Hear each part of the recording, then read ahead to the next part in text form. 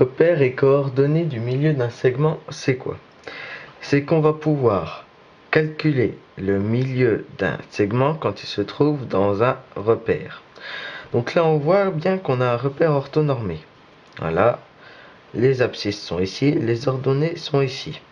Donc on a A qui se situe en 1, moins 1, moins 2, donc moins 2, hop, et en 1, 2, 3, hop, et en 3 sur les ordonnées. Voilà. Et on a le point B qui se situe en 1, 2, 3, 4 sur les abscisses et en moins 1, moins 2 sur les ordonnées. Voilà. Donc on a mis nos points avec leur emplacement. Donc avec les emplacements des points, on va pouvoir calculer le milieu du segment. Le segment, on va le nommer I. Donc on voit bien là qu'il va se trouver à peu près dans ce coin-là. Donc je mets mon point I et on mettra la barre sur on mettra le point sur la droite une fois qu'on l'aura calculé. Il est là notre repère.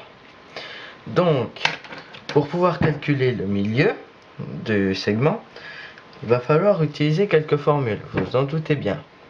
Donc, on va avoir x de i qui sera égal à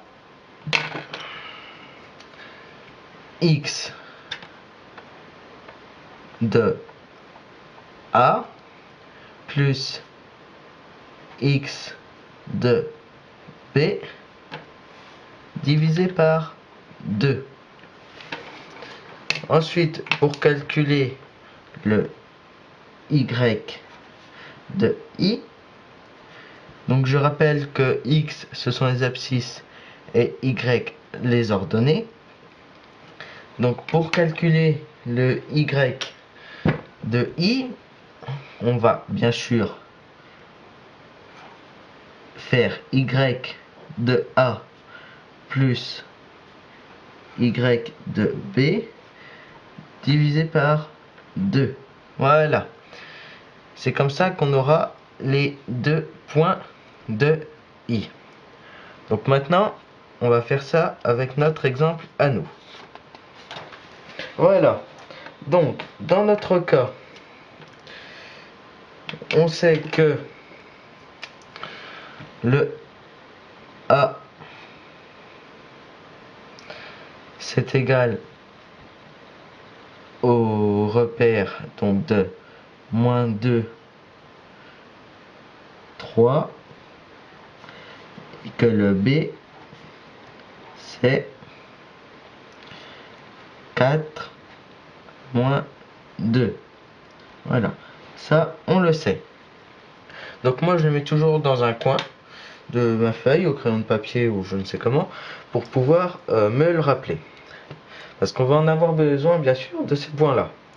Donc on se rappelle qu'il va nous falloir pour calculer x de i, donc on va mettre ça là, donc x de i, voilà, on va le calculer. Donc on se rappelle bien, c'est x de a qu'il nous faut. Donc, le x il est là, c'est moins 2 plus le x de b qui est là, c'est le 4, donc plus 4 et le tout divisé par 2. Voilà. Donc on remet x de i parce qu'on n'avait pas un calcul tout seul. Voilà. Donc moins 2 plus 4, ça fait 2. Voilà, donc 2 sur 2, c'est égal à... C'est comme si en fait on avait 1. C'est exactement la même chose. Donc, ensuite, on va calculer y de i, qui est égal A. Donc si on se souvient bien, il faut prendre le y de A. Le y de A, on l'a là, c'est 3.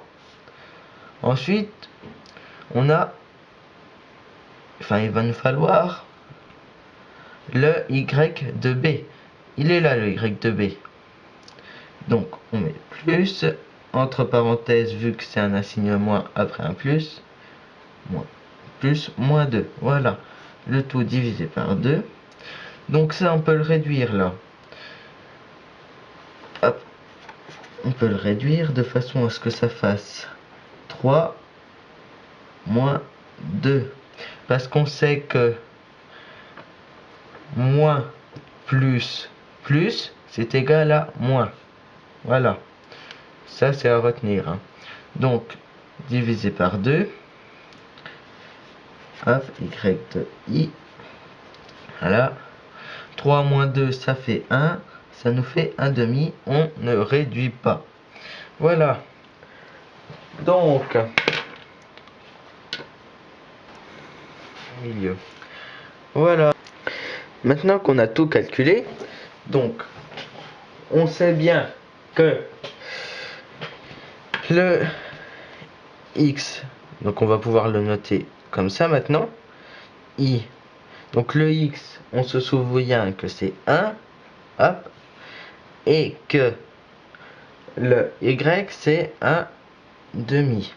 Voilà. Donc, ensuite, on va retourner là dans notre schéma où on avait mis le i. Donc, il va falloir placer le point maintenant sur la droite pour trouver le milieu. Donc, 1, c'est les abscisses. Donc, on recherche, tac, tac, les abscisses. Là, on a le 1. Donc, on va mettre la barre ici. Voilà, la première barre, elle est ici. Donc, ensuite, il va falloir chercher le 1 demi. Le demi, ça représente quoi? C'est en fait le demi de 1 qui est là. Il est là, le demi. Donc, hop, et voilà. Ici, on a notre point I. Et donc, on a le milieu de la droite. On peut mesurer les deux côtés. Ils seront égaux parce que I est le milieu. Voilà.